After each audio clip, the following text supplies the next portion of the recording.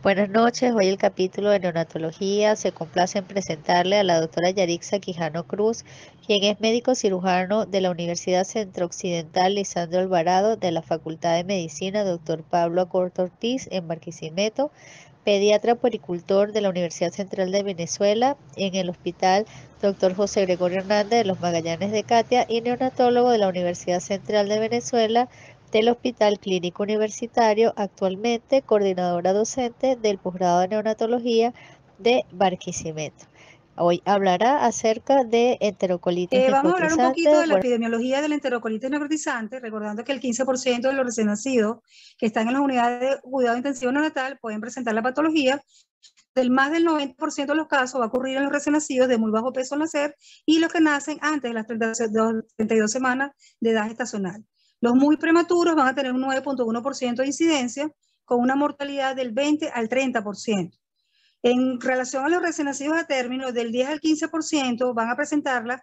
Generalmente van a tener una enfermedad preexistente que afecta la perfusión intestinal, como es en los casos de las cardiopatías congénitas de bajo gasto. Estos recién nacidos tienen mayor riesgo. El 30 al 50% de los casos van a meritar una intervención quirúrgica y la mortalidad global posterior a esa intervención va a estar aproximadamente entre el 20 y el 30%. Igualmente, vamos a tener que, en cuanto a la edad de aparición, hoy se habla de lo que es la enterocolitis necrotizante temprana, con las siglas ENEC, que es secundaria a una hipoxia isquémica, pero intestinal a nivel prenatal. Es decir, se va a presentar en la primera semana de vida en los recién nacidos prematuros con retardo de crecimiento intrauterino y tienen antecedentes de trastornos hemodinámicos fetales. Es decir, aquellos obstetras que nos reportan que el recién nacido viene con una alteración del ecodoppler, con, por ejemplo, la arteria en reversa. Estos recién nacidos van a presentar una enterocolitis precoz, que es la ENEC. El inicio de los síntomas varía y es inversamente proporcional a la edad gestacional. Se dice que aquellos recién nacidos con menos de 26 semanas van a presentar la enterocolitis en los primeros 23 días de vida, mientras que aquellos que tienen más de 31 semanas la van a presentar a los 11 días de vida aproximadamente. En los recién nacidos prematuros, esta patología puede ser tardía, donde se puede presentar a las 6 semanas de edad postnatal. El tiempo de aparición en los recién nacidos a término es del 7 al 12 días aproximadamente, y el 95% de estos recién nacidos lo van a presentar posterior al inicio de la alimentación enteral. Entonces, bueno, recordando un poquito de los factores de riesgo de la enterocolitis necrotizante, debemos recordar que entre los factores desencadenantes tenemos la alimentación con fórmula, que me va a producir una disbiosis microbiana, las infecciones primarias, que me van a producir una colonización bacteriana. El caso de la anemia y las transfusiones se reconoce como la lesión por reperfusión. Los pacientes con insuficiencia circulatoria por hipoxia e isquemia, el uso de los antiácidos van a producir disbiosis bacteriana y colonización bacteriana. El uso de terapias antibióticas también me van a producir una disbiosis microbiana, y el uso de agentes hiperosmolares me lesiona la mucosa a nivel intestinal. Igualmente, vamos a tener que los factores del riesgo, vamos a verlo por edades gestacionales. En todas las edades gestacionales, tanto en prematuros como en a término, todos aquellos recién nacidos alimentados con fórmulas, con antecedentes de hipoxia, que han tenido soporte inotrópico o antecedentes de una asfixia perinatal, los recién nacidos con retardo de crecimiento intrauterino, la policitemia, la exsanguinotransfusión, el uso de catéteres umbilicales, el antecedente de ruptura prematura de membrana, sobre todo cuando hay antecedentes de corioamnionitis materna, en los casos de anemia severa, y el uso de cocaína materna durante el embarazo. En los recién nacidos pretérminos menores de 32 semanas, los que cursan con factores de riesgo son los que son pequeños para su edad gestacional, los que reciben anemia, los que tienen anemia y reciben transfusiones, y los que tienen el conducto arterioso permeable.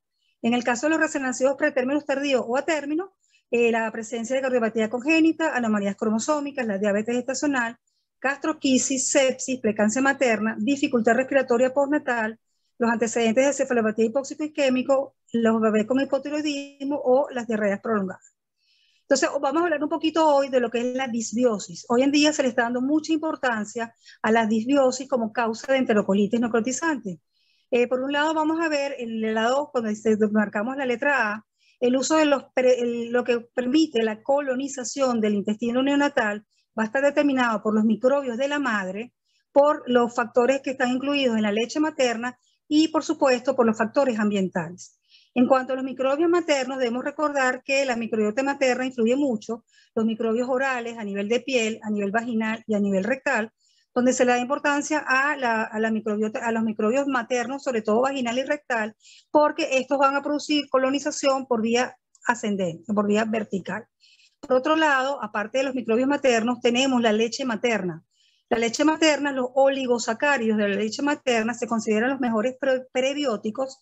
En estos oligosacáridos de la leche materna vamos a tener una sustancia que se llama glicanos. Estos glicanos, que son los principales componentes de los oligosacáridos de la leche humana, van a permitir el desarrollo de las bifidobacterias, porque las únicas bacterias que pueden consumir esos glicanos son las bifidobacterias. Es decir, que mientras más oligosacáridos hay en la leche materna, más presencia va a tener. Estas bifidobacterias, a su vez, van a favorecer la producción de ácido láctico que me va a acidificar las heces de los recién nacidos. Para que esté presente en las bifidobacterias, el pH debe ser igual a 5. Cuando ese pH, por el uso de los antiácidos, va de 5 a 6.5, ese pH de 6.5 va a favorecer que disminuyan las bifidobacterias y realmente las que se van a activar son las bacterias patológicas como los enterobacterias. Por otro lado, vamos a tener que estas bifidobacterias van a activar los macrófagos, estos macrófagos van a activar las células B a nivel plasmático y van a producir anticuerpos que son los principales componentes de la leche humana. Por otro lado, en cuanto a el medio ambiente, que es el tercer factor que influye en la colonización de las bacterias en los recién nacidos, vamos a tener el uso de antibióticos. Este uso de antibióticos, tanto en el nivel del embarazo, cuando las madres reciben antibióticos por alguna enfermedad preexistente durante el embarazo, como por ejemplo una ruptura prematura de membrana, una infección urinaria, un absceso, cualquier antibiótico que se use durante el embarazo me va a alterar la microbiota del feto. Igualmente, los antibióticos que se usen justo en intraparto, que es el que usamos para disminuir el riesgo de el cultivo o la colonización por el estreptococo del grupo B, que lo usamos los usan los obstetras en el parto. Estos antibióticos también van a alterar la flora bacteriana a nivel intraparto en los recién nacidos. Igualmente, recordamos lo que hablamos hoy en día de los 1000 días, todos aquellos recién nacidos que después de la vida postnatal hasta los 2 años de edad, que incluye los 1000 días de vida, van a tener un mayor riesgo de alteración de la microbiota y me van a producir una disbiosis, que es la principal causa de las patologías asociadas a esta alteración de la colonización en los recién nacidos. Igualmente, vamos a tener que hoy en día se le da mucha importancia al saneamiento ambiental excesivo, porque esto también va a alterar la microbiota de los recién nacidos. Y por supuesto, el uso de los antiácidos. Igualmente, aparte del uso del antibiótico, vamos a tener el tipo de nacimiento de estos bebés, van a afectar la microbiota y van a favorecer la disbiosis intestinal. Los recién nacidos que nacen por cesárea van a tener una preferencia de estafilococos aureus, porque son gérmenes propios de la piel. Mientras que los recién nacidos que nacen por vía vaginal van a tener un predominio es de las enterobacterias, que son los gérmenes de la vagina y del recto de la madre. Igualmente, vamos a tener que otro de los factores que va a favorecer la disbiosis en estos recién nacidos son el consumo de fórmulas infantiles, porque en ellas va a predominar son los clostridios, que junto con la Escherichia coli y la Klebsiella pneumoniae son gérmenes sumamente virulentos, porque ellos contienen fimbrias para adherirse a la mucosa del huésped. Además de estas bacterias, van a tener flagelos que van a permitir la movilización rápida y, por supuesto, las toxinas que van a alterar la homeostasis normal de la microbiota intestinal. Aparte de eso, vamos a tener que aun cuando un paciente, un recién nacido, tenga su función normal, estas disbiosis están relacionadas actualmente con enfermedades a corto y a largo plazo. Obviamente, a corto plazo, por supuesto, la enterocolitis necrotizante, pero a largo plazo, las disbiosis en los recién nacidos puede llevar a largo plazo a enfermedades autoinmunes, a enfermedades atópicas como asma, eczema, y hoy en día se está hablando mucho de la obesidad secundaria a las disbiosis en estos pacientes. Igualmente, vamos a hablar un poquito de lo que son los factores del medio ambiente que van a afectar la microbiota de los recién nacidos y van a favorecer la disbiosis, que recuérdense que la disbiosis es una alteración o un desequilibrio entre las bacterias patógenas y las bacterias comensales, donde las que van a predominar son las patológicas. Entre ellas vamos a tener los Enterobacter y los Clostridium.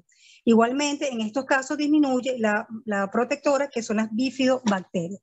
Entonces, si nos vamos a este lado, los factores ambientales que influyen en la disbiosis de los recién nacidos y los llevan a patologías, vamos a tener en primer lugar al nacimiento. En el lugar donde este recién nacido nace, ya sea a nivel hospitalario o en casa, los microbiotas van a ser diferentes dependiendo de donde nazca el bebé.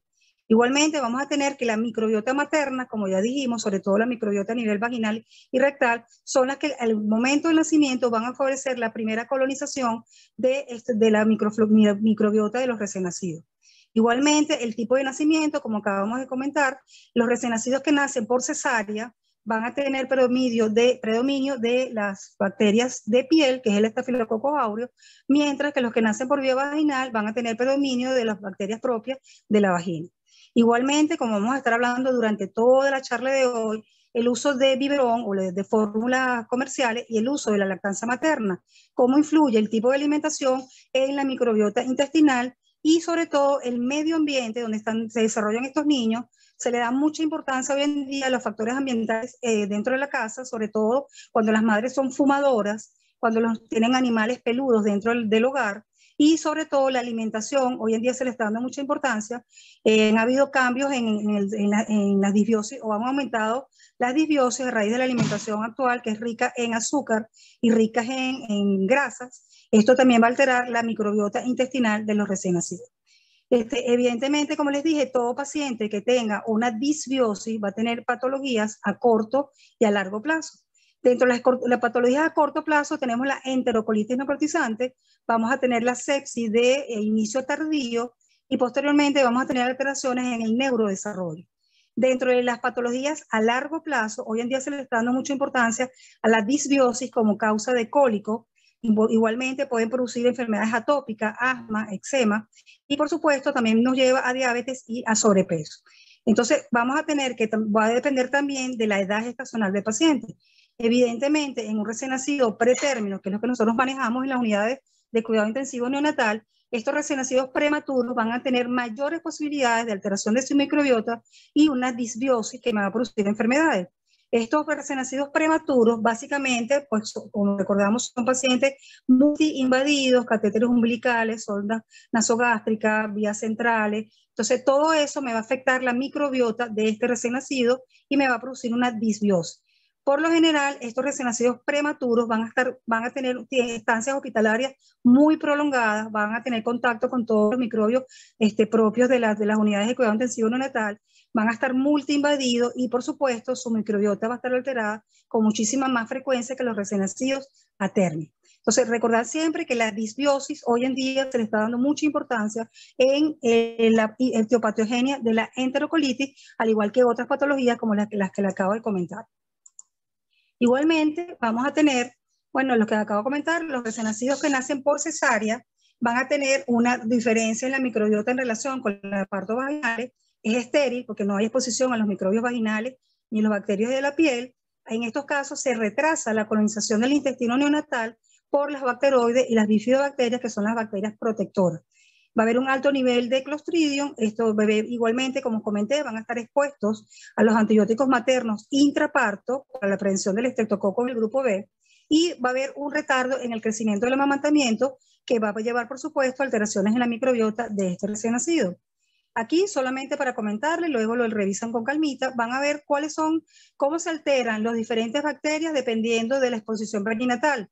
Si el bebé si recibe antibióticos intraparto, aquí les menciono cuáles son todas las bacterias que van a aumentar y disminuir. Los antibióticos a nivel postnatal, los antibióticos cuando son bebés prematuros, en este caso va a disminuir la diversidad alfa. Recuerden que los prematuros tienen una microbiota diferente a los recién nacidos a término, y lo más importante es que los recién nacidos tienen aumento de los genes de resistencia, que son los resistomas, que posteriormente van a producir o van a inducir a resistencia a los antibióticos. Igualmente, cuando el bebé nace por cesárea, lo que va a aumentar son los firmicutes y va a disminuir los bacteroides. Si el bebé nace por un parto, les tengo por aquí, si el parto es muy prematuro, cuando es leche propia de la madre, que es lo que realmente vamos a hablar el día de hoy con más énfasis, aumenta los bifidobacterias y los lactobacilos y disminuye las bacterias patógenas. Hoy en día, como les dije, el tabaquismo materno, fíjense cómo aumenta el estafilococo, los bacteroides, las macoitas paludas en el hogar, y sobre todo el uso excesivo de los desinfectantes nos va a alterar también la microbiota de estos bebés. Por otro lado, vamos a tener lo que nosotros ya sabemos, lo que sucede en las unidades de terapia intensiva neonatal. Nosotros podemos favorecer con nuestro tratamiento que se altere esa microbiota. Esta va a depender de la edad gestacional, ya dijimos la vía de nacimiento, si es por parto o por cesárea, cómo está la microbioma de la madre, y sobre todo antenatal, la exposición de antibióticos durante el embarazo, intraparto o postnatal, si el bebé está siendo alimentado por leche o por fórmula, si se administran medicamentos anti-H2, factores maternos, las hospitalizaciones prolongadas, todo eso nos va a llevar a alteración de la microbiota y por supuesto aumentar las causas o las incidencias de la enterocolitis. Igualmente, dentro de los factores de riesgo, como hablé inicialmente, el prematuro es el que tiene la mayor posibilidad, tiene inclusive el 90% de probabilidades de presentar la enterocolitis. ¿Por qué los recién nacidos son los que tienen mayor posibilidad? Aquí solamente para comentarles algunas cosas, recordar que la transferencia placentaria de la inmunoglobulina G, que es a través placentario, en los recién nacidos prematuros va a estar disminuida. Los recién nacidos a término va a estar madura, pero en el prematuro tiene una disminución en la transferencia de la inmunoglobulina G a través placentario. Una vez que nace, la madre le transmite la inmunoglobulina A, por supuesto a través del calostro, pero los recién nacidos prematuros, a pesar de que la leche humana prematura es rica en inmunoglobulina A, ellos van a tener menores niveles de esa inmunoglobulina. Por otro lado, vamos a tener nutrientes propios de la leche materna, proteínas bioactivas, citocinas inmunorreguladoras y factores de crecimiento. Dentro de estas, las más importantes, como lo conocemos, son los oligosacáridos. Estos oligosacáridos me van a disminuir el crecimiento bacteriano y las caseínas son las que van a permitir el aumento de las células de Paneth y las células caliciformes, que son las que van a disminuir la adherencia bacteriana a nivel epitelial.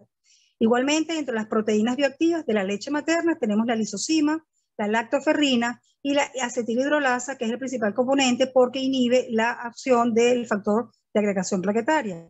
Muy importante dentro de las propiedades de la leche materna son las citoquinas inmunorreguladoras, entre las que tenemos la interleuquina 10, que es muy favorable porque ella mejora la homeostasis intestinal, y tenemos el TGB, que participa en la regulación e inflamación y mejora la cicatrización del epitelio.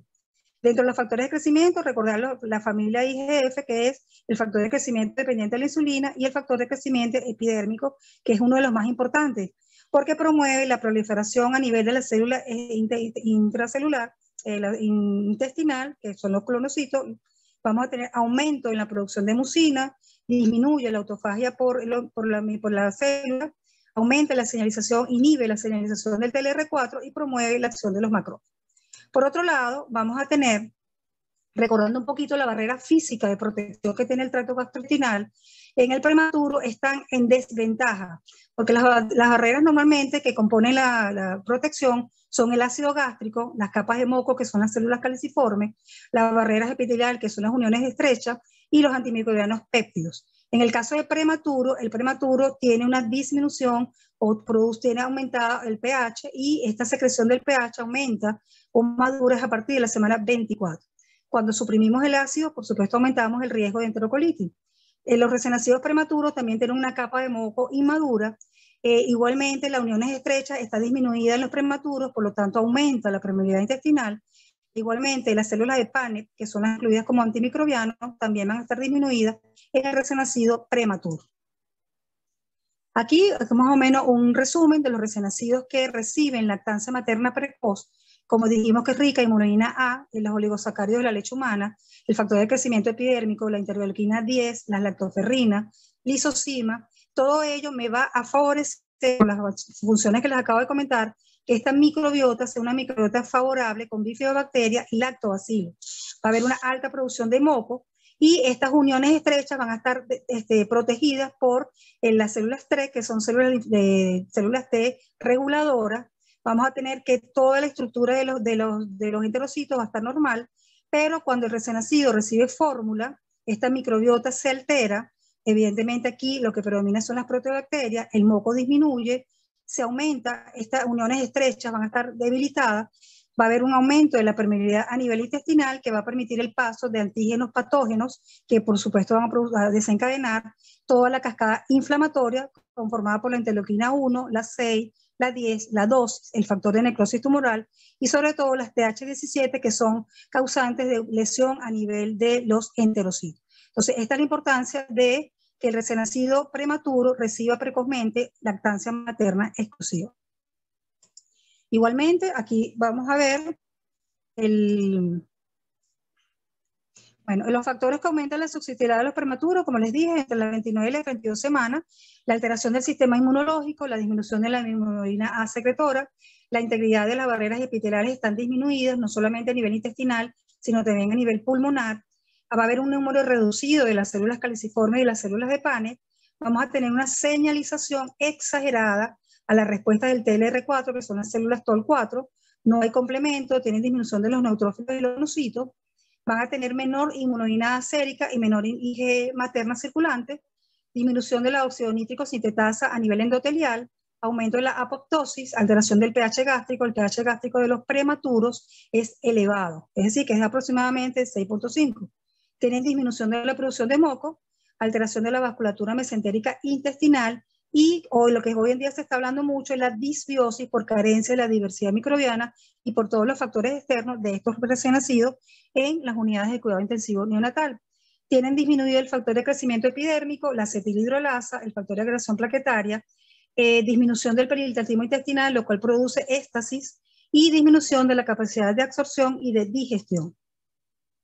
Esto en un recién nacido prematuro es como el resumen de lo que acabamos de hablar. Cuando hay una disbiosis microbiana por alteración de la microflora, donde predominan los patógenos en el intestino, aparte de eso, si el bebé recibe una alimentación con fórmula, antecedentes de hipoxia isquémica o hay alguna predisposición genética, va a haber una exageración en la activación de los receptores TLR4.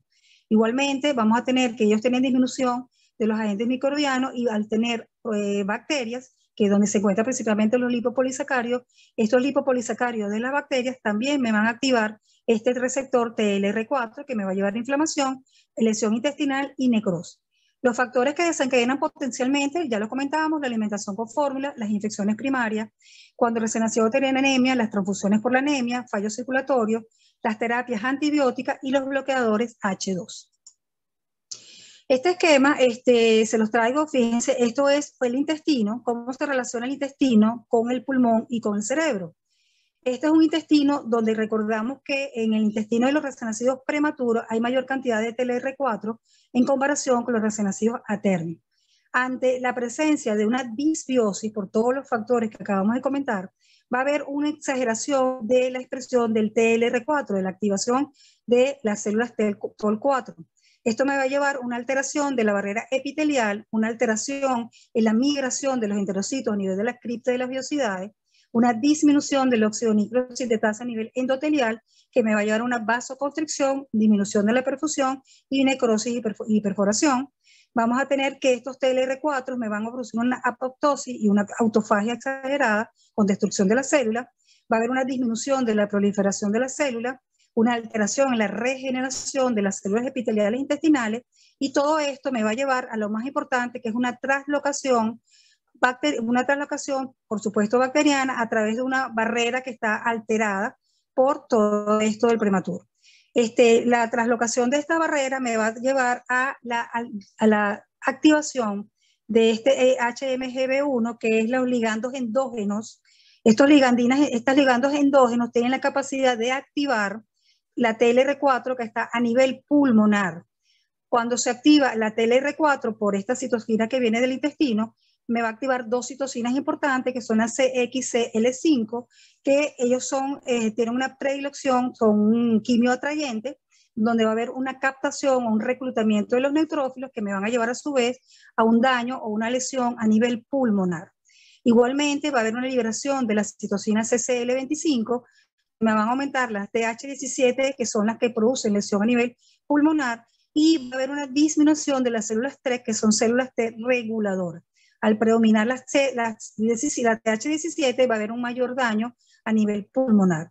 Igualmente, a través de estas ligandinas endógenas, ellas van a trasladarse a nivel del cerebro y van a activar las TLR4 a nivel de las microglias. Esta activación me va a producir disrupción de los preoligodendrocitos, va a haber una disminución de los radicales libres, va a haber una desmielinización. Todo esto me va a llevar a una pérdida de la mielina y, por supuesto, déficit a nivel del neurodesarrollo. Así como se pierde o se activa o se altera la barrera de protección a nivel intestinal, también por acción de la TLR4 va a haber una alteración de la barrera de protección, que es la barrera hematoencefálica a nivel cerebral. Esto me va a llevar a una alteración de los neurotransmisores y de la señalización y, por supuesto, me va a llevar a un déficit en el neurodesarrollo.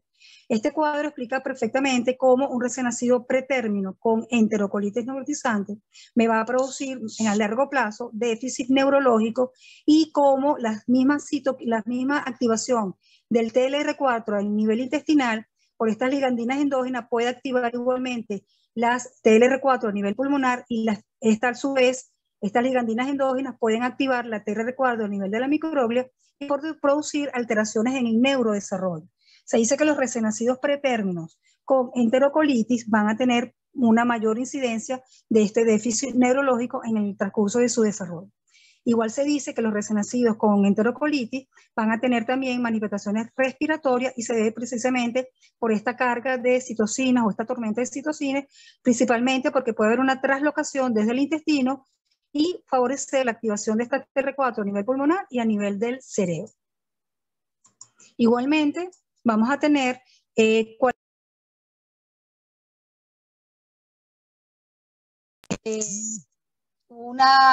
normalmente la colonización ocurre en la primera semana de vida, cuando el recién nacido es cuando presenta la colonización. Se va a ver principalmente en aquellos recién nacidos que tienen más de 72 horas en una unidad de cuidado intensivo sin alimentación, en todo cuando se utilizan antibióticos de amplio espectro desde el inicio. Se recomienda, por supuesto, empezar con antibióticos de espectro en un recién nacido prematuro. Recordar que en las toxinas bacterianas tienen endotoxinas y lipopolisacáridos, y sobre todo estos lipopolisacáridos son los que tienen mayor capacidad de lesión a nivel del recién nacido. Gérmenes identificados, conocidos por todos, los gram negativos, los gram positivos y los anaerobios. Igualmente, esta colonización, recordar que el sistema inmune del recién nacido a una microbiota intestinal que está alterada, va a producir una liberación de toda la cascada inflamatoria, va a haber una ruptura de la mucosa inmadura, vasoconstricción y necrosis. Vamos a tener que la microbioma en los recién nacidos va a estar determinada, como ya hablamos, por la población bacteriana, por el tipo de parto, por el uso de leche materna o fórmula y sobre todo por la exposición a los antibióticos, ya sea durante el embarazo, al momento del intraparto o posterior al nacimiento. Se dice que los 1000 primeros días de vida, el uso de antibióticos van a favorecer mucho en las disbiosis intestinales porque van a alterar, sobre todo cuando son antibióticos indiscriminados, la repetición de antibióticos, las dosis, todo esto, y sobre todo cuando se presentan los primeros 2 años de vida, van a alterar esa microbiota y van a producir disbiosis que me va a llevar posteriormente a enfermedades a corto plazo, pero también a largo plazo. Se conocen de bacterias oportunistas como el Helicobacter, el Clostridium, el Cronobacter y anaerobios facultativos como los gram negativos. Igualmente vamos a recordar cuál es el rol de la alimentación en esta patología de la enterocolitis. Recordando un poco que el intestino de los recién nacidos cumple funciones de absorción de nutrientes, pero también de barrera. Comentamos anteriormente que la barrera está incluida por la capa de moco, por una capa de células epiteliales y una capa de células de la defensa inmune. Muy importante porque cuando están alteradas estas células intestinales va a haber una mayor predisposición a presentar la enterocolitis, como lo que sucede a los recién nacidos prematuros. Dentro de estas células intestinales tenemos los enterocitos, las células caliciformes, que son las MUC2, está disminuida en los prematuros, las células de Panet, las células epiteliales y las células inmunes, que son los macrófagos. Igualmente, vamos a ver cómo la nutrición enteral va a disminuir la incidencia de la enterocolitis. Se habla de la nutrición enteral mínima, aquella que se inicia en las primeras 48 a 72 horas, con un aumento de 10 a 20 cc por kilo día, pero que se mantiene a lo largo de 4 a 10 días. Actualmente se habla de la nutrición estándar, que es una nutrición más precoz, que se inicia desde las primeras 24 horas de vida, entre las 24 y las 72 horas, y se inicia con 15 a 20 cc por kilo día, y puede haber un aumento de 15 a 20 cc kilo día o de 30 a 35 cc kilo día. En los últimos estudios se ha determinado que empezar con 15 o empezar con 30 no aumenta el riesgo de la enterocolitis. Y el inicio más temprano de la leche materna en estos prematuros, sobre todo los bebés prematuros extremos, va a tener un efecto protector que va a ser duradero. Igualmente, se ha descrito que cuando los recién nacidos reciben de su capacidad el 50% de leche humana en las primeras 2 semanas de vida, hay una disminución del 83% de incidencia de una enterocolitis necrotizal. Es decir, de que los requerimientos hídricos que este bebé necesita, si el 50% es de la leche de la mamá, vamos a tener un 83% de menor incidencia. Se habla que en caso de ausencia de la leche materna, se puede usar la leche humana donada, que disminuye hasta un 2.6% los riesgos de enterocolitis. Recordemos que los oligosacáridos de la leche materna tienen resistencia al calor y ellos pueden tolerar perfectamente la pasteurización. Aun cuando tenemos unas desventajas de la leche donada, como por ejemplo que la pasteurización puede disminuir las grasas, y sobre todo si se usa leche humana de recién nacido a término, en un recién nacido pretérmino, vamos a tener menor cantidad de proteína y de los oligoelementos, y por supuesto no va a ser la ideal, pero aún con eso, entre la leche humana donada y la fórmula, evidentemente la leche humana donada es la que me va a disminuir un poco el riesgo de la enterocolitis. Actualmente no se recomiendan ningún tipo de suplemento, y la reintroducción posterior a una postenterocolitis se calcula que es entre los 10 días a 3 semanas posterior a la enfermedad.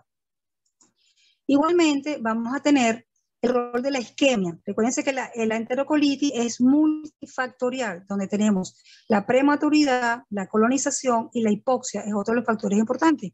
El intestino inmaduro no tiene la capacidad de reperfusión, no puede mantener la oxigenación intestinal frente a cambios de flujo, frente a hipotensión, vasoconstricciones, por lo tanto, no tienen una capacidad de redistribución del flujo sanguíneo a nivel intestinal, y por supuesto tiene mayor daño de injuria y lesión por hipoxia en el intestino. Igualmente la hipoxia me aumenta la producción de los factores de agregación plaquetaria. Si este endotelio se lesiona, recordemos que en el endotelio es donde se produce el óxido nítrico. El óxido nítrico es un potente vasodilatador. Cuando está disminuido el óxido nítrico, vamos a tener vasoconstricción que aumenta la hipoxia y aumenta las lesiones de isquemia y posterior necrosis. Si ese endotelio está dañado, por supuesto el tono vascular también va a estar alterado. Y recordar que tanto la hipoxia como las endotoxinas propias de los procesos bacterianos van a disminuir la perfusión a nivel intestinal.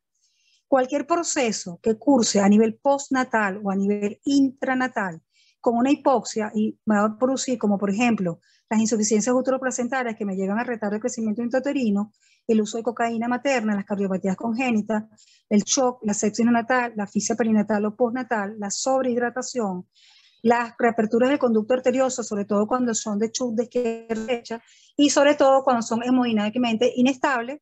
Estos pacientes y los pacientes que reciben, que se les coloca cateterismos umbilicales, pueden presentar espasmos arteriales. Los bebés con policitemia pueden tener eventos tromboembólicos, y como ya vimos en la gráfica anterior, todos aquellos recién nacidos que tienen dificultad respiratoria también van a tener hipoxia y puede disponer una enterocolitis. Igualmente, recordando un poco cuáles son los mediadores de la inflamación más importantes en el curso de una enterocolitis. Indiscutiblemente el TLR4, que son las células TEL4, cuando se activan, sobre todo en el prematuro, va a haber una activación exagerada con respecto a los recién nacidos a término. Este TLR4 disminuye la perfusión, produce una perfusión restrictiva en el intestino, altera la barrera intestinal y sobre todo, como vimos anteriormente, hay una translocación bacteriana. Ante la translocación bacteriana va a haber una respuesta inflamatoria sistémica que va a estar mediada principalmente por las interleuquinas 6, 8, factores de agregación plaquetaria, leucotrienos, tromboxanos, los radicales libres de oxígeno, el factor de necrosis tumoral, los lactatos, y vamos a tener también que pueden haber mutaciones de algunos genes relacionados con la inflamación que también me van a favorecer la enterocolitis, como esto que les menciono en esta diapositiva. Aquí, bueno, un resumen corto y rápido La enterocolitis es de causa multifactorial, donde incluimos la prematuridad, la infección, la inestabilidad circulatoria, la nutrición enteral y las alimentaciones hipertónicas. Eso, cualquiera de estos puede ser el evento inicial, uno, ambos, simultáneamente me va a producir una lesión de la mucosa que me va a llevar a congestión, edema y necrosis. Por un lado, me va a producir liberación de los mediadores vasculares y translocación bacteriana. Al haber una translocación bacteriana por la proliferación de las bacterias, va a haber una producción de gas, que es la que me va a producir la neumatosis, que me puede llevar a una perforación. Igualmente, la injuria de la mucosa me puede llevar a mala absorción, éstasis, proliferación de bacterias. Por otro lado, este compromiso vascular me va igualmente a alterar los mediadores vasculares y por último, si el paciente tiene una neumatosis, me puede llevar a una perforación e igualmente la peritonitis y la perforación me producen fibras, bridas y adherencias. En cuanto al diagnóstico, pues bien conocido por todos nosotros, se utilizan los criterios de Bell modificados, en el cual se hablan de 3 estadios, pensado en el estadio 1, 2 y 3, que se subdividen a su vez en 1A, 1B, 2A, 2B y 3A y 3B. Estos estadios de Bell, por supuesto, se van a basar en las manifestaciones tanto sistémicas como abdominales y características de la radiología a nivel de las manifestaciones radiológicas de la enterocolitis. En el estadio 1, simplemente vamos a ver una sospecha. La 1 se considera 1A, 1B, son simplemente sospechas. Recordando que en el examen físico de los recién nacidos, tenemos que primero inspeccionar, pues puedo ocultar y por último hacemos la palpación. En estos recién nacidos, fíjense en este gráfico, la enterocolitis predomina en pretérminos y en recién nacidos con retardo de crecimiento intrauterino, por lo tanto va a tener las características propias del prematuro o del retardo de crecimiento. Mientras más delgada sea la pared abdominal, mejor se van a visualizar las asas dilatadas a nivel de la pared abdominal. Entonces, primero inspeccionamos, vemos si hay distensión abdominal, si hay visualización de las asas intestinales, luego auscultamos, vemos cómo está la presencia o ausencia de los ruidos hidroaéreos, y por último palpamos, donde vamos a evaluar cómo está la distensibilidad, cómo está si hay masa palpable, sobre todo en el cuadrante inferior derecho, y si hay dolor a la palpación, porque esa es la que nos va a dar los diferentes estadios. Hay una clasificación actual que habla de que la enterocolitis se puede diagnosticar como grado 1 o estadio 1, que es simplemente una sospecha. En el caso de que sea una sospecha, es muy importante que estemos muy pendientes de que en los recién nacidos pretérminos puede tener, cuando tiene manifestaciones sistémicas indefinidas, no sabemos inicialmente si es parte de la prematuridad o si son manifestaciones clínicas propias del prematuro o es una sepsis neonatal precoz o es el inicio de una enterocolitis. Entonces, cuando es sospecha, siempre tenemos que tener en cuenta como causa o como coincidencia o diagnóstico diferencial un proceso de una sepsis neonatal precoz. Entonces, en el estadio 1 solamente es una sospecha. En el estadio 2 ya se habla de una enterocolitis médica, donde vamos a ver mayor distensión abdominal, red venosa colateral visible, mayor visualización de las asas intestinales. A la auscultación ya puede haber disminución o ausencia de los ruidos hidroaéreos, y a la palpación vamos a ver un recién nacido que ya tiene disminución de la distensibilidad y ya presenta dolor a la palpación. Ya en el estadio 2B se comienza a palpar una masa en cuadrante inferior derecho, porque corresponde al ilion terminal o al colon descendente, que es prácticamente las áreas intestinales de mayor afectación en la enterocolitis. Por último, el estadio 3 se habla de una enterocolitis quirúrgica. Este paciente, por supuesto, va a tener manifestaciones sistémicas y abdominales bien marcadas, bien severas, y vamos a tener que desde el punto de vista de radiografía se va a ver un hemoperitoneo por necrosis o por una perforación intestinal espontánea. Entonces, estadio 1, sospecha, estadio 2 ya es una enterocolitis médica y estadio 3 es una enterocolitis quirúrgica. En el estadio 2 tenemos que cuando es 2A es un bebé que tiene manifestaciones leves, mientras que en el 2B ya hay manifestaciones marcadas y hay alteraciones importantes en el laboratorio, y en el 3A es un intestino que está intacto, mientras que en el 3B es un intestino que ya se perforó y tiene manifestaciones clínicas y radiológicas de una perforación intestinal y un neumoperitoneo. En el estadio 3 vamos a ver clínicamente un bebé con bastante deterioro. ve que se va a ver muy pálido, con trastornos vasomotores, una red venosa colateral muy visible. Incluso aquí en la inspección ya se comienzan a ver los cambios de coloración a nivel periumbilical. A la auscultación va a haber ausencia total de los ruidos hidroaéreos, y a la palpación es un abdomen indurado, muy doloroso, no depresible, que va a dar muchísimo dolor y muchísimas manifestaciones de dolor en este recién nacido. Este bebé, aparte de eso, puede tener manifestaciones sistémicas importantes como hipotensión, bradicardia, apnea, acidosis mixta y luego se hacen respiratorias, oliguria, anuria, que me va a llevar a la severidad de este bebé y a las peores condiciones para ir a una intervención quirúrgica. Recordar siempre que cuando nosotros tenemos un recién nacido ya en un estadio 2, debemos pedir interconsulta con cirugía pediátrica, porque ellos nos van a orientar y van a definir si este bebé posteriormente necesita una intervención quirúrgica o no. En esta radiografía vamos a ver la famosa neumatosis intestinal, que no es más que aire a nivel intramural por la fermentación de las bacterias. En esta placa, fíjense cómo se ve el gas intramural que da estas imágenes de monedas apiladas, y vamos a ver el trayecto de la porta. Okay, que normalmente en una radiografía nunca vamos a ver nada en la silueta hepática. En este caso ya tenemos gas en vena porta, que me puede dar un signo premonitor de que este bebé puede tener posteriormente una perforación intestinal. Y vamos a ver en las radiografías, igualmente fíjense como aquí se ve mucho más nítida el trayecto de la vena porta sobre la silueta hepática. Cuando nosotros estamos sospechando de una perforación intestinal, la radiografía se debe hacer en decúbito lateral izquierdo, porque cuando lo colocamos, fíjense cómo aquí se ve la neumatosis, perdón, la perforación intestinal y el neumoperitoneo. Las posiciones ideales son en supino o decúbito lateral izquierdo cuando estamos sospechando de un neumoperitoneo y lo queremos confirmar. Igualmente, aquí vamos a ver cómo, si lo hacemos en posición supina, el aire sube y se va a ubicar por debajo del diafragma. Y fíjense, todo esto es aire, ¿verdad?, de una perforación intestinal. El aire sale a nivel peritoneal y radiológicamente se va a ver de esta manera, o va a presentarse justamente por debajo del diafragma. Igualmente, vamos a tener que no solamente la radiografía es importante, la radiografía tiene la desventaja de que, sobre todo en los recién nacidos prematuros, las manifestaciones radiológicas son más tardías y inicialmente se puede describir como normal cuando realmente puede tener alguna patología radiológica.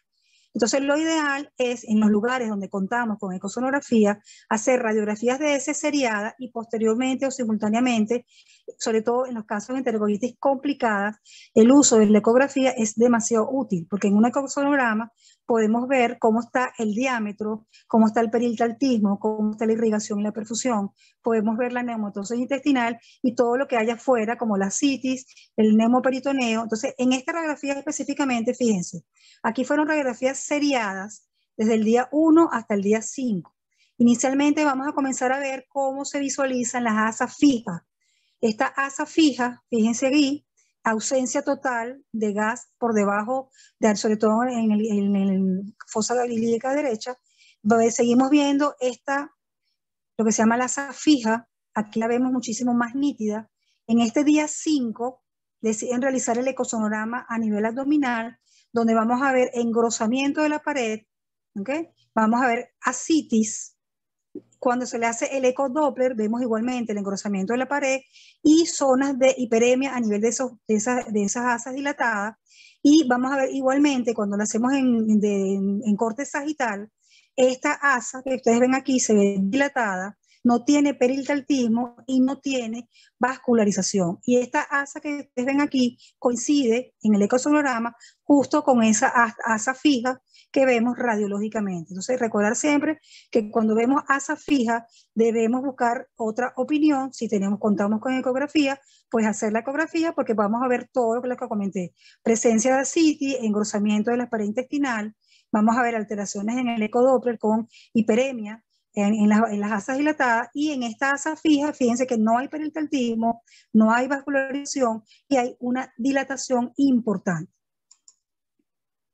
A nivel del ecosonograma, igualmente, vamos a tener, que es sumamente importante, sobre todo cuando se hacen los ecos Doppler, porque aquí seguimos viendo las asas dilatadas, las alteraciones en la vascularización de esas asas intestinales, Cuando la hacemos sin color, fíjense en esta radiografía, esta es el asa dilatada y estos puntos hiperrefringentes que se ven aquí es justamente la neumatosis intestinal, es el gas en el músculo, es el gas intramural por efecto de la fermentación de las bacterias, de los carbohidratos por las bacterias.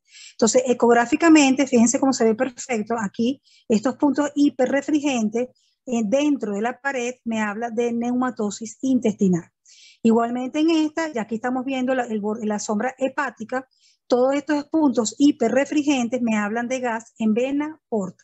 Entonces, por radiografía, sobre todo por ecografía, perdón, cuando tenemos enterocolitis complicadas, es una herramienta extremadamente útil en los centros donde contamos con ella para poder hacer diagnóstico más precoz y evitar todas las complicaciones posteriores en casos de una perforación intestinal. Asimismo, vamos a ver que cuando ya tenemos hallazgos macroscópicos, tenemos un intestino donde hubo una hipoxia, una isquemia, una necrosis, una perforación y todo el líquido intraabdominal sale al peritoneo. Cuando lo vemos macroscópicamente, fíjense toda esta área completamente necrosada y aun cuando uno cree que esta área está vascularizada, tiene múltiples puntos de necrosis. Otro dato muy importante que hay que tener en cuenta es la enterocolitis y la perforación intestinal espontánea. La enterocolitis, fíjense que aquí se ve una necrosis prácticamente generalizada, es algo que es difuso, mientras que la perforación es algo localizado, ¿ok? Y se ve muchísimo en los recién nacidos con enterocolitis necrotizante. Vamos a ver que la aparición es tardía, es una complicación de la prematuridad. Recuerde que dijimos inicialmente que en el prematuro la aparición o el inicio de los síntomas es mucho más tardío. En cambio, en la perforación intestinal predomina en la primera semana de vida, en los recién nacidos pretérminos extremos menores de 28 semanas y sobre todo aquellos recién nacidos que tienen un peso menor de 1 gramo. Estos son los bebés que tienen mayor riesgo de una perforación intestinal espontánea, sobre todo relacionado con el uso de esteroides postnatal. Normalmente la perforación intestinal es secundaria a una isquemia local y a una perforación, pero es aislada y siempre está implicado con una deficiencia de la musculatura propia alrededor de esa isquemia. En el caso de las manifestaciones clínicas, en la enterocolitis vamos a tener una pared abdominal engrosada con asas dilatadas, mientras que en la perforación intestinal espontánea va a haber una coloración azulada a nivel de la pared abdominal. Radiológicamente, quien nos hace el diagnóstico de NEC es la neumatosis intestinal, mientras que en el CIP nos las va a dar el neumoperitoneo. Desde el punto de vista histológico, en la enterocolitis va a haber una inflamación severa con translocación bacteriana, mientras que en la perforación intestinal va a haber una necrosis hemorrágica alrededor a nivel antimesentérico del ilion terminal, pero son isquemias locales y perforaciones aisladas. Tanto en la enterocolitis como en la perforación intestinal puede presentarse distensión abdominal, alteraciones en la temperatura e inestabilidad hemodinámica. Desde el punto de vista del laboratorio, para poder hacer el diagnóstico debemos solicitar hematología completa, recordando siempre el plan de sepsis, porque pueden coincidir un recién nacido con enterocolitis y sepsis neonatal precoz. Normalmente utilizamos la hematología donde un signo premonitor de perforación es la trombocitopenia. Podemos visualizar leucopenia o leucocitosis, puede haber anemia, monocitosis, pero la presencia de trombocitopenia que se ve en los estadios 2B son signos precoces de perforación. Igualmente, los gases arteriales, es muy importante el bicarbonato, porque dentro de los signos premonitores de intervenciones quirúrgicas, mientras más bajo es el pH o más severa es la acidosis metabólica, mayores posibilidades va a tener de que se presente una intervención quirúrgica. Entonces es muy importante que también se presente en los estadios 2B que hay un alto riesgo de intervención quirúrgica posterior. Debemos solicitar electrolitos séricos porque puede haber una hipoglicemia o una hiponatremia, alteraciones en la coagulación con alteraciones del PTA y PTT.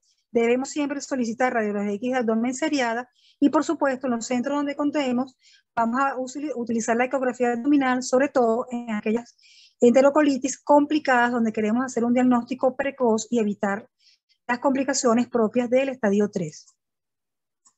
Hay biomarcadores, pues por supuesto nosotros no los usamos con frecuencia, sobre todo estos marcadores, pero que debemos conocer que existen biomarcadores inflamatorios no específicos, donde está la PCR y la procalcitonina. Hay otros biomarcadores que son mejores, que son la calprotectina fecal Y tenemos los biomarcadores asociados al intestino, que son las proteínas de unión a los ácidos grasos intestinales, que están relacionadas con destrucción y necrosis, y la claudina 3. Igualmente, debemos recordar algunos simuladores de la enterocolitis necrotizante o necrosante, cualquiera de los términos son completamente válidos, como son las necrosis isquémicas cardiogénicas del intestino, que están relacionadas con pacientes con cardiopatía congénita, con bajo gasto fecal y bajo gasto intestinal, y me va a producir una cardiopatía isquémica, pero por supuesto tenemos el antecedente de la cardiopatía. Tenemos la enterocolitis inducida por proteínas de alimentos. Esto se ve un poquito más tardío, son niños que presentan distensión abdominal y pueden tener heces sanguinolentas, pero están relacionadas con la proteína de los alimentos. Y en estos casos, solamente con cambio de fórmula o mejorías en la alimentación, podemos mejorar la enterocolitis. Tenemos la que ya acabamos de comentar, la perforación intestinal espontánea, que se ve mucho más frecuente en prematuros extremos y recién nacidos menores de 1 kilo en la primera semana de vida. Y tenemos la enterocolitis asociada a transfusión, que sus siglas en inglés son TANE.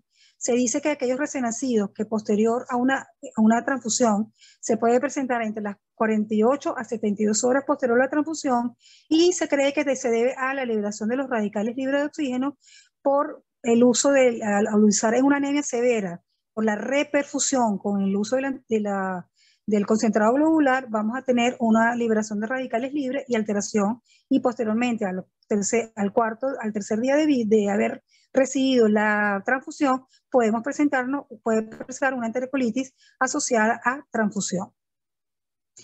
Igualmente, vamos a tener el tratamiento. Por supuesto, para poder llegar al tratamiento adecuado, debemos haber hecho el diagnóstico oportuno, debemos conocer los estadios, saber en qué estadio, porque el tratamiento va a depender del estadio de la enterocolitis según los criterios de Bell. En primer lugar, vamos a tener lo que se llaman cuidados de apoyo. El primer lo que vamos a hacer es suspender la alimentación, es lo que se conoce como reposo intestinal. En la etapa 1, esta suspensión de la alimentación solamente va a ser por 48 a 72 horas. En el estadio 2 va a ser por 7 días y en el estadio 3 de 10 a 14 días. Igualmente debemos descomprimir el abdomen hasta que comencemos la alimentación enteral. Si va a estar en un estadio 2 o 3, que va a estar más de 7 días sin alimentación, obligatoriamente tenemos que iniciar la nutrición parenteral total para inicio de aporte hídrico y calórico. Soporte de líquidos electrolitos, sumamente importante, porque en estadios avanzados puede haber una fuga y una pérdida de líquido y debemos reponerlo. Dependiendo del estadio, vamos a dar asistencia cardiovascular. Recuerden que en el estadio 3 puede haber bradicardia, puede haber anuria, oliguria e hipotensión, y en estos casos debemos utilizar los inotrópicos, la dopamina, en la dosis adecuada. Y si el paciente tiene falla respiratoria o una acidosis respiratoria o apneas a repetición, debemos dar aporte de ventilación o asistencia respiratoria. El uso de antibióticos, por supuesto, empezamos con ampicilina gentamicina y debemos siempre asociar el metronidazol o la clindamicina. Se puede utilizar la vancomicina cuando hay resistencia a la ampicilina. Si los cultivos ya están estériles, pues debemos disminuir el uso del antibiótico según el cultivo. En el estadio 1 se recomienda que ya a las 48 o 72 horas debemos reiniciar nuevamente la alimentación. Está descrito que aquellos recién nacidos que reciben más de 4 días a 5 días de un tratamiento empírico, estamos alterando la microbiota y producir más riesgo de disbiosis.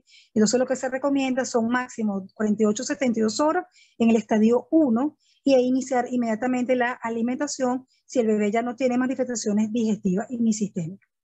En casos de las enterocolitis 2 y 3, se recomienda el ciclo de antibióticos ya por 10 a 14 días. Debemos, por supuesto, monitorizar, recuerden siempre solicitar interconsulta con cirugía pediátrica, examen físico seriado, por supuesto, seguimiento de laboratorio, seguimiento de radiografía y de ultrasonido para poder decidir si amerita una intervención quirúrgica. Esta intervención puede ser la laparotomía o un drenaje peritoneal primario. Recordando que no solamente está indicada la laparotomía en los casos de neumoperitoneo radiológicamente visibles, sino que en aquellos recién nacidos que aún cuando no se visualice el neumoperitoneo por vía radiológica, si el bebé tiene una respuesta inadecuada al tratamiento, hemos utilizado todo el esquema perfecto y el bebé sigue en deterioro, debemos realizar una laparotomía exploradora. Y el drenaje peritoneal primario se puede utilizar como un procedimiento de rescate o en algunos casos puede ser un tratamiento definitivo, como por ejemplo los recién nacidos prematuros que están en muy malas condiciones, que no pueden ir a una intervención quirúrgica porque están en un estado crítico. Se han hecho estudios de que un drenaje peritoneal puede disminuir la inflamación y en algunos casos incluso sirve como un método definitivo en la mejoría. Igualmente, vamos a tener que, dentro del tratamiento de la enterocolitis, por supuesto, el manejo de líquidos electrolíticos es muy importante.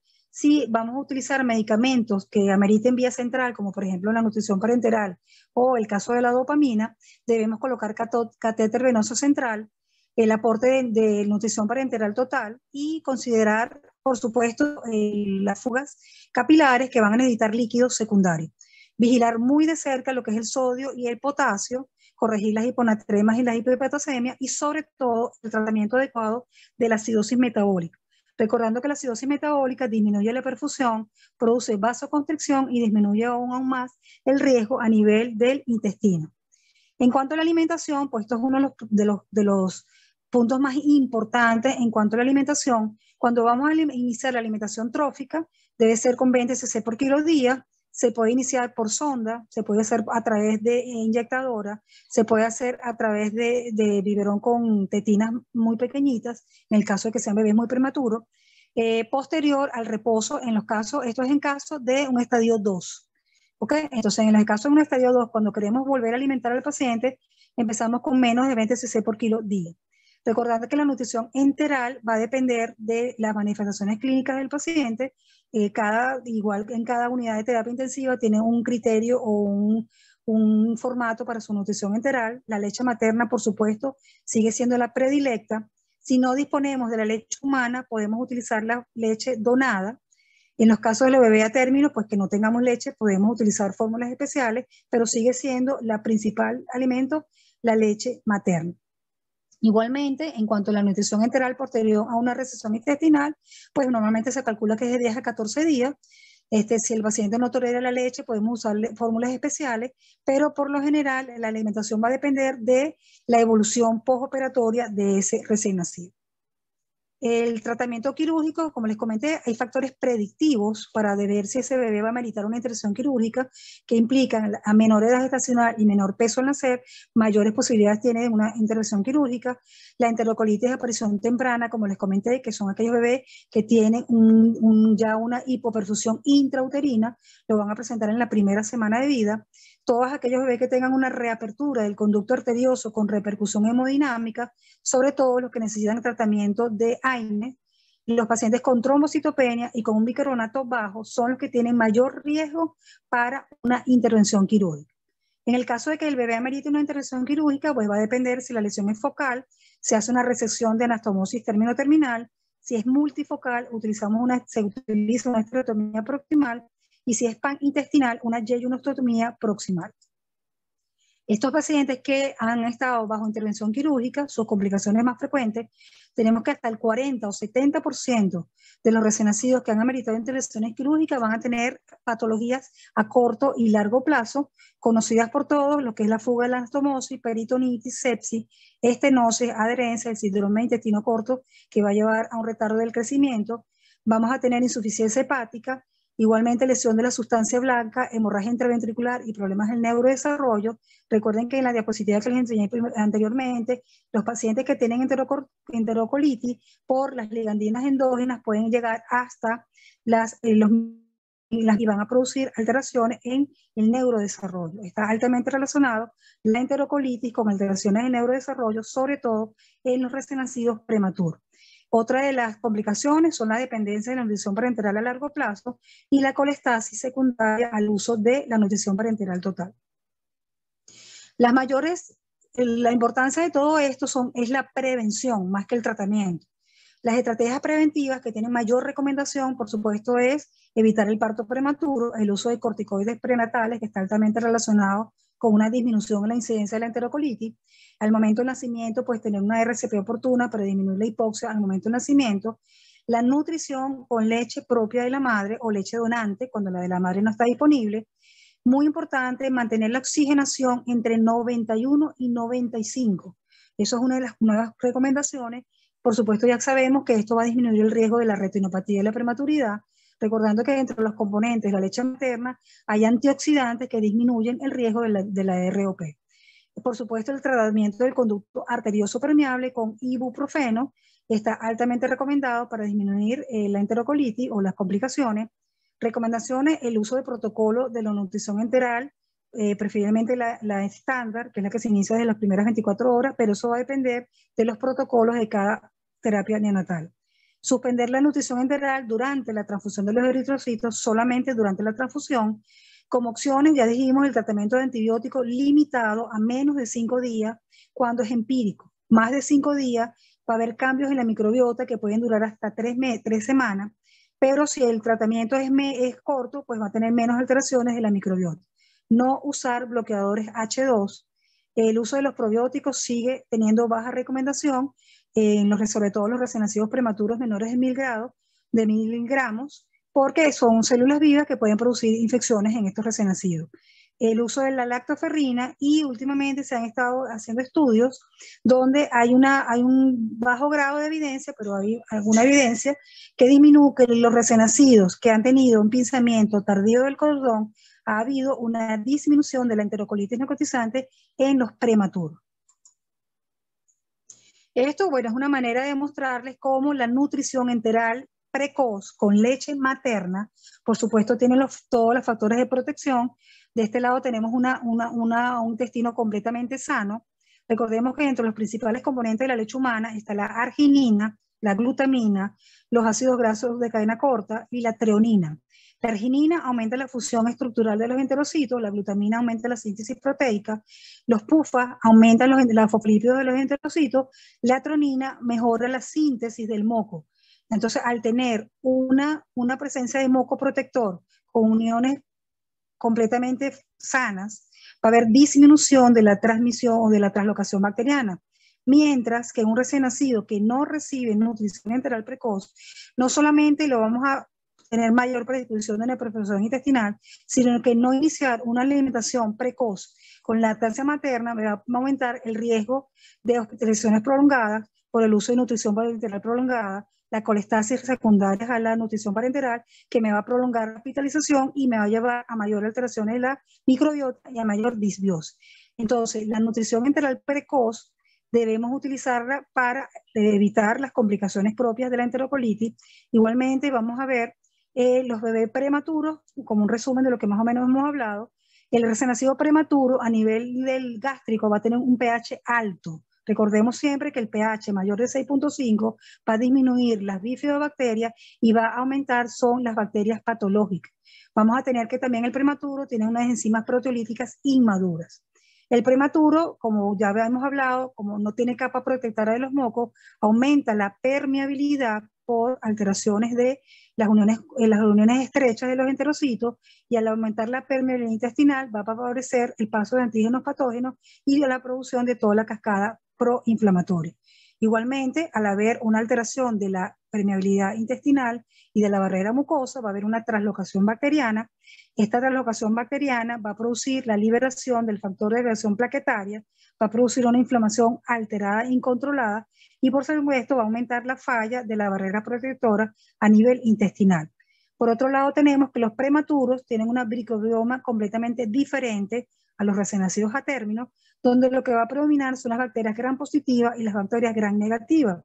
Igualmente vamos a tener alteración a nivel de la barrera de protección de los mocos, va a haber invasión bacteriana y sobre todo los prematuros van a tener una inmunidad tanto innata como adaptativa alterada, va disminuida la inmunidad de la inmunoglobulina A y de las células inmunes. Entonces, los prematuros son los que más se van a favorecer de la leche materna precoz. ¿Por qué? Porque la leche humana, como ya hemos visto, va a disminuir el pH gástrico, por lo tanto va a favorecer la presencia de las bifidobacterias, va a mejorar la digestión de las proteínas. La leche humana, por otro lado, va a disminuir la permeabilidad porque las uniones estrechas están indemnes, va a haber mayor protección. no va a permitir la translocación bacteriana a través de ese aumento de la permeabilidad que tienen los prematuros, porque la leche humana disminuye la permeabilidad intestinal y el paso de las bacterias. Igualmente, recordamos que la leche humana tiene una microflora mucho más saludable, como son las bifidobacterias y los lactobacilos. Recuérdense que los oligoelementos, los oligosacáridos de la leche humana es rica en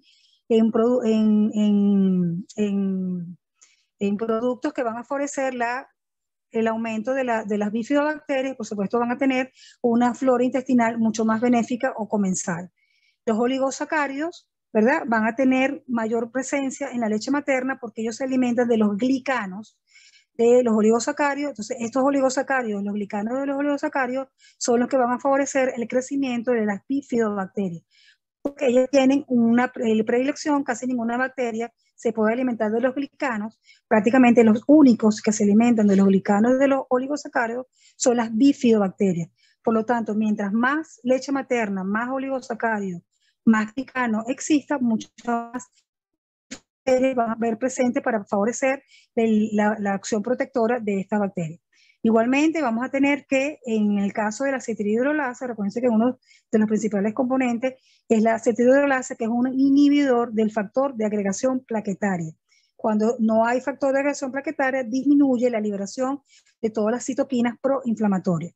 En el caso de la leche humana, madura la inmunidad de la mucosa, sobre todo la hemoglobina A, la lactoferrina y las células inmunes.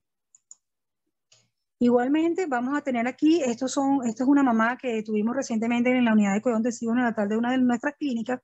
En otras épocas se decía que no se podía comenzar la nutrición enteral en aquellos recién nacidos que estaban conectados a ventilación mecánica, que estaban con CPAP nasal, que habían tenido una asfixia perinatal severa. Hoy en día se sabe que todos estos recién nacidos, mientras estén hemodinámicamente estables y no tengan hipoxemia, estos bebés, los que están conectados a ventilación mecánica o a CPAP nasal, se les debe iniciar la nutrición enteral precoz.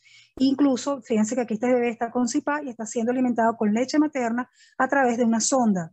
Posteriormente, cuando ya hemos retirado el CPAP, el bebé sigue siendo alimentado por sonda porque todavía no tiene una succión efectiva, pero posteriormente, fíjense cómo este bebé egresa directamente con lactancia materna de la madre, directo al seno. Entonces, el uso de la nutrición enteral precoz con leche materna disminuye la estancia hospitalaria de nuestros bebés, disminuye las patologías asociadas a la microbioma alterada a nivel de las terapias neonatales, disminuye el uso de nutrición parenteral total, la estancia hospitalaria y, por supuesto, lo que es el aumento del peso y el desarrollo de estos bebés con la leche humana, por supuesto, va a ser mucho más favorable. Bueno, solamente de manera de recordatorio, ¿por qué tenemos que utilizar lactancia materna exclusiva en todos nuestros prematuros? Bueno, ya lo hemos hablado del factor de crecimiento epidérmico, el factor de crecimiento unido a la heparina, el factor de agregación plaquetaria, la acetilhidrolasa, los oligosacáridos, nitritos y nitratos, la L-arginina, los lactobacilos, que son una de las floras protectoras, hay anticuerpos contra virus, presencia de inmunoglobulinas, por supuesto la hemoglobina A es una de las más importantes, factor de crecimiento, hormonas, carbohidratos, proteínas, el calostro, recuerden que es rico en inmunoglobulina A, se considera incluso que el calostro es la primera vacuna que reciben nuestros recién nacidos, y el recién nacido pretérmino tiene más de un 50% más del factor de crecimiento epidérmico en la leche materna. Entonces, por todas estas razones, debemos seguir insistiendo el inicio de la leche materna en todos nuestros recién nacidos, que está documentado y aprobado que disminuye en un alto porcentaje la presencia de la enterocolitis necrotizante.